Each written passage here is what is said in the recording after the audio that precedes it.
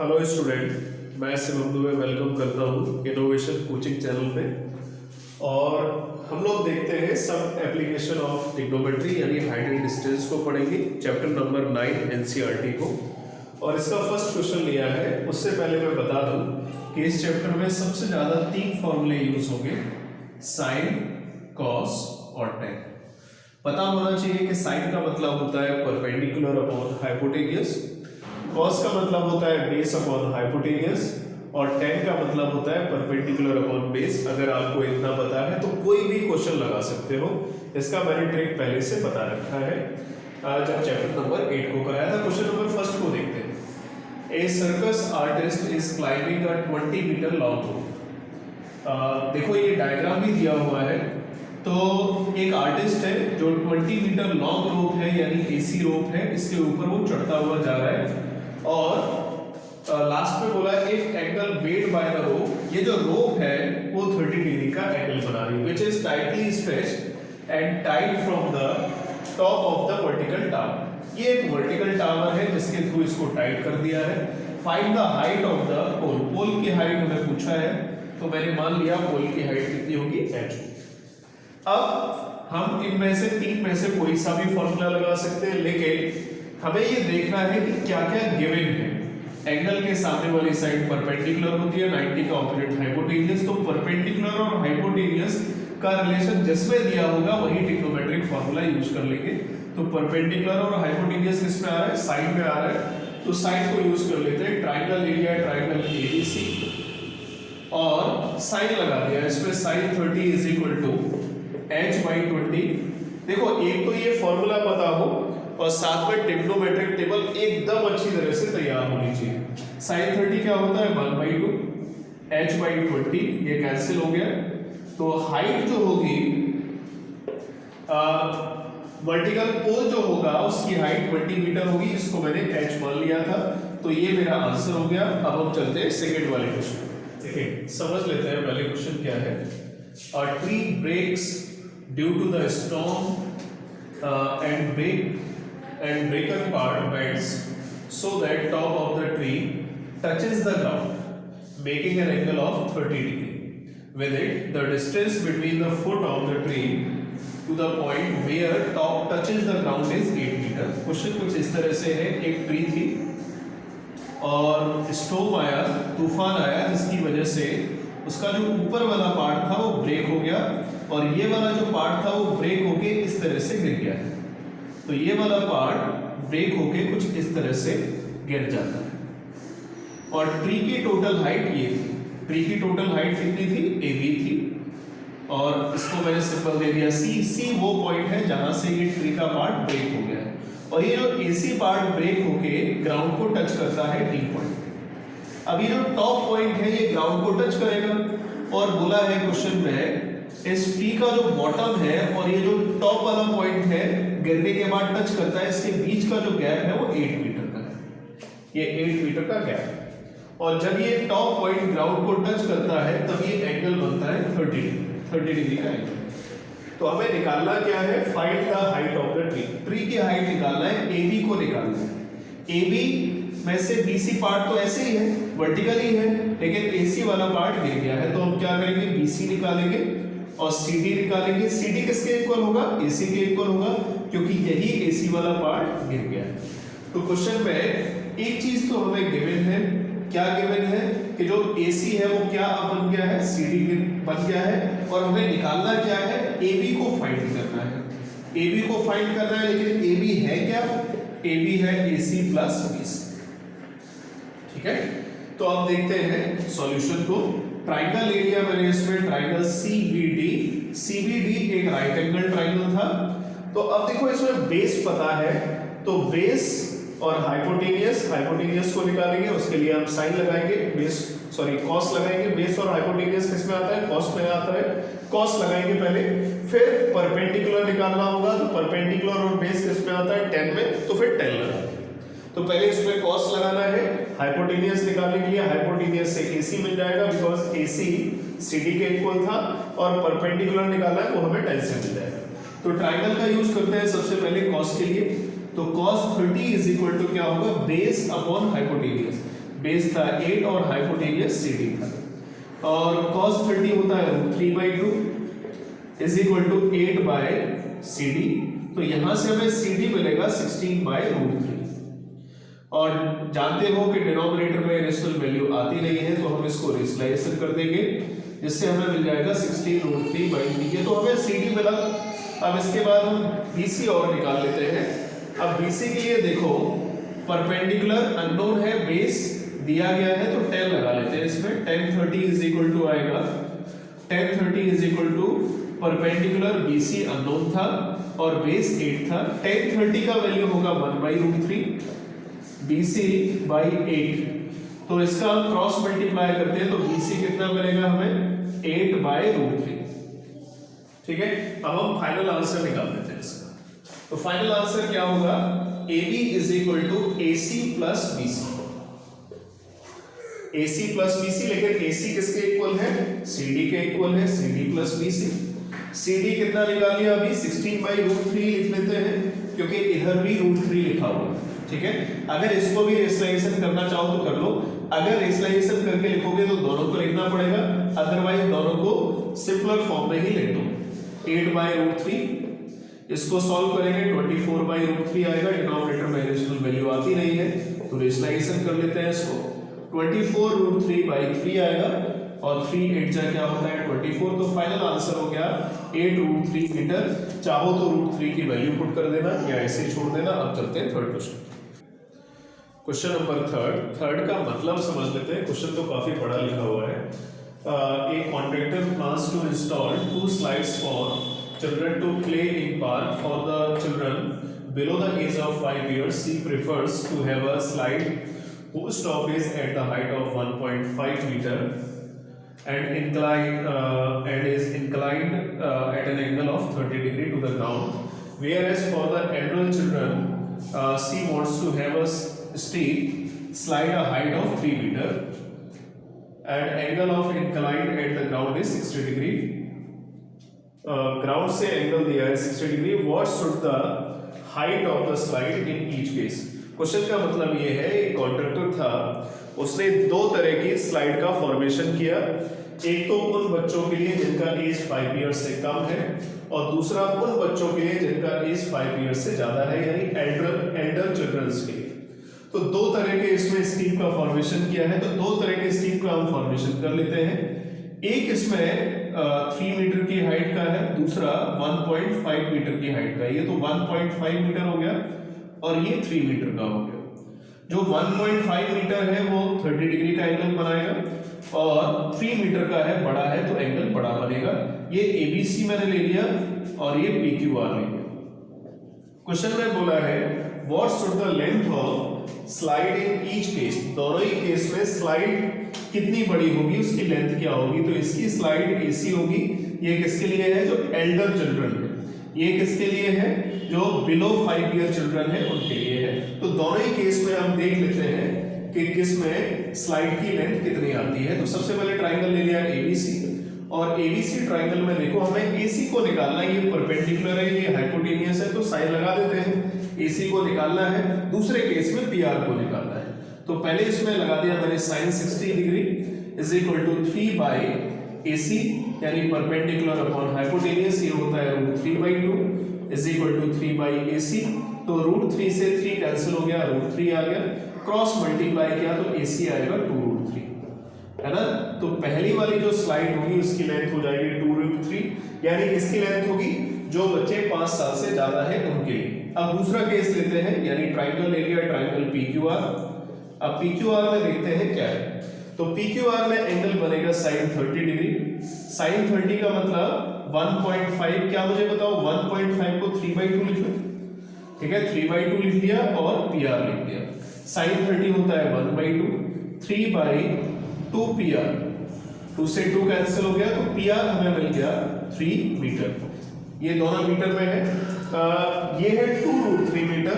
2√3 का मतलब होता है 2 × 1.732। 73 मैंने लिख दिया। 2 3 जा 6, 2 7 जा 14 और 2 1 जा 2 3। तो इसका मतलब है जो एल्डर चिल्ड्रन होंगे उसके लिए जो स्लाइड होगी वो ज्यादा बड़ी होगी, कितनी होगी 3.46 मीटर की, और जो बिलो 5 इयर्स होंगे उनके लिए स्लाइड का लेंथ कितना होगा 3 मीटर का। क्वेश्चन में यही पूछा था कि स्लाइड का लेंथ कितना होगा, मुझे लग रहा है ये समझ में आ गया होगा। क्वेश्चन नंबर 4 देखते हैं। फोर्थ में बोला है the angle of elevation of top of the tower from, ये 2 बार हो गया है, top of the tower from a point on the ground which is 30 metre away from the foot of the tower is 30 degree, find the height of the tower. तो मैंने मान लिया ये टावर है और टावर से कुछ एक सर्टेन डिस्टेंस में, जो डिस्टेंस दिया हुआ है 30 मीटर का, इस डिस्टेंस से टावर के टॉप के साथ एक एंगल बन रहा है। बोला है the angle of elevation of the top of the tower, tower के टॉप के साथ जो एंगल ऑफ एलिवेशन बन रहा है 30 डिग्री। एलिवेशन हमेशा हॉरिजॉन्टल लाइन के साथ बनता है और ये तब बनता है जब ऑब्जर्वर नीचे से ऊपर की तरफ देखता है। तो ये ABC दिया है। एंगल ऑफ डिप्रेशन कब बनेगा, जब कोई ऑब्जर्वर टॉप पे होगा और ऊपर से नीचे की तरफ देख रहा होगा, तब एंगल ऑफ डिप्रेशन आएगा, लेकिन वो भी किसके साथ बनेगा, हमेशा हॉरिजॉन्टल लाइन के साथ। तो एंगल ऑफ एलिवेशन या एंगल ऑफ डिप्रेशन हमेशा हॉरिजॉन्टल लाइन के साथ बनेंगे, अदरवाइज बोले नहीं जाएंगे, अदरवाइज उनको हॉरिजॉन्टल लाइन के साथ यूज नहीं कर सकते हो। यूज कब करना है, हाइट एंड डिस्टेंस में, जब एंगल ऑफ एलिवेशन या डिप्रेशन बोला जाए तभी हॉरिजॉन्टल लाइन के साथ यूज कर सकते हो। ठीक है, मुझे लग रहा है बात समझ में आ गई होगी। The angle of elevation of top of the tower, tower के टॉप के साथ ये जो एंगल बना रहा है ग्राउंड के किसी पॉइंट से, वो 30 डिग्री दिया है और हमें हाइट निकालना है। ठीक है, हाइट निकालना है तो हाइट को मैंने एज्यूम कर लिया h होगी। तो इसके लिए ट्राइंगल ले लेते हैं, ट्राइंगल ABC। अब इसमें 2 वैल्यूज आ गई है, एक तो परपेंडिकुलर निकालना है और दूसरा बेस गिवन है। परपेंडिकुलर और बेस किस में आता है, 10 में, तो 10 लगा देते हैं। 10 30 is equal to h by 30। ठीक है, 10 30 का वैल्यू होता है 1/√3 is equal to h by 30। Cross multiply करते हैं, √3h इज इक्वल टू 30 आएगा और h is equal to 30/√3। Denominator में रेशनल वैल्यू होती नहीं है तो इसका रेशनलाइजेशन कर लेते हैं। तो 30√3 ये 0 है, बाई √3 3 हो गया, 3 10 जा 30 और 10√3 ये आंसर हो गया। चाहो तो इसमें √3 की वैल्यू पुट कर सकते हो 1.732, तो फाइनल आंसर होगा 17.32 मीटर। यानी जो टावर का हाइट होगा वो h यानी 17.3 मीटर होगा। Question number 6, a kite is flying at a height of 60 meter above the ground. The string attached to the kite is temporarily tied to point on the ground. The inclination of string with the ground is 60 degree. Find the length of the string. तो यहाँ पे मैंने मान लिया kite है और kite का ground से हाइट 60 मीटर दिया है, तो ये ग्राउंड से हाइट है, ये AB हाइट हो गई काइट की और A पॉइंट पे काइट फ्लाई कर रही है और जो इसको स्ट्रिंग से टाइट किया है उसकी ग्राउंड से एंगल ऑफ इंक्लाइनेशन दिया है 60 डिग्री। 60 डिग्री का एंगल ऑफ इंक्लाइनेशन है। पूछा है इस स्ट्रिंग की लेंथ कितनी होगी, इस रोप की लेंथ कितनी होगी जहां से इस काइट को टाइट किया हुआ है। तो मैंने मान लिया इस रोप की जो लेंथ होगी वो x होगी, तो इस एंगल के करस्पॉन्डिंग ये परपेंडिकुलर हो गया और 90 का ऑपोजिट हाइपोटेनियस। तो परपेंडिकुलर हाइपोटेनियस किस में आता है, साइन में आता है, तो हम इसमें साइन अप्लाई कर लेते हैं। ABC ट्राइंगल लिया तो sign 60 is equal to 60/x। ठीक है, साइन 60 होता है √3/2 is equal to 60/x। Cross multiply किया इसमें, √3x is equal to 60 to the 120, then x is equal to 120/√3। Denominator में रेशनल होता नहीं है तो रेशनलाइजेशन कर लेते हैं, √3 देन 120√3 होल बाय √3 मिलके 3 हो गया और 3 4 जा 12, 40√3 लिख लो या √3 की इसमें वैल्यू पुट कर लो 1.732, 1.73 लेते हैं, 2 ले लेते हैं चलो, क्योंकि 0 से डेसिमल शिफ्ट होगा 17.2 into 4 आएगा। तो जब हम इसका मल्टीप्लाई करेंगे तो 4 2 जा 8 और 4 3 जा 12, 1 और 4 7 जा 28, 29 होगा, 2 कैरी जाएगा, 4 2 6। मैं एक बार चेक कर लेता हूँ फिर से, 2 4 जा 8, 4 3 या 12, 4 7 या 28, 29 और 4 2 6। तो ये इसका फाइनल आंसर हो जाएगा। अब क्वेश्चन नंबर 6 को देखिए। क्वेश्चन में देखो बोला है a 1.5 meter tall boy is standing at some distance from a 30 meter tall building।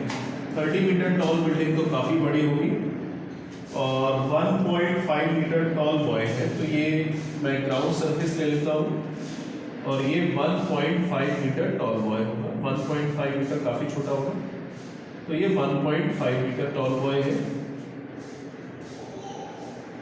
क्योंकि ये जब भी आगे जाएगा तो अपनी इतनी ही हाइट के साथ आगे जाएगा, इतनी हाइट के साथ पीछे जाएगा। अब देखते हैं क्वेश्चन में आगे अब पीछे बोला है, लेकिन ये 30 मीटर की डिस्टेंस पे है। क्वेश्चन में बोला है जो 30 मीटर टॉल बिल्डिंग है, सॉरी बिल्डिंग की हाइट 30 मीटर है, बिल्डिंग की हाइट 30 मीटर है और बॉय की height 1. The angle of elevation from his eyes to the top of building increases from 30 to 60। तो पहले 30 डिग्री एंगल था, लेकिन जैसे ये पास की तरफ चलता चला गया तो ये एंगल 30 से 60 हो गया, है ना। ये पास की तरफ चला तो एंगल बोला है as he walks toward the building। जैसे ये बिल्डिंग की तरफ जाता है तो ये एंगल 30 से 60 हो जाता है, क्योंकि जानते हो जितना हम पास जाएंगे वर्टिकल ऑब्जेक्ट के उतना एंगल ऑफ एलिवेशन बढ़ता जाएगा, जितना दूर जाएंगे एंगल ऑफ एलिवेशन डिक्रीज होता जाएगा। तो ये भी हाइट 1.5 मीटर, तो ये भी 1.5 होगी, तो इसका मतलब ये हाइट कितनी है, ये हाइट हो जाएगी 28.5। ये 28.5 मीटर हाइट थी।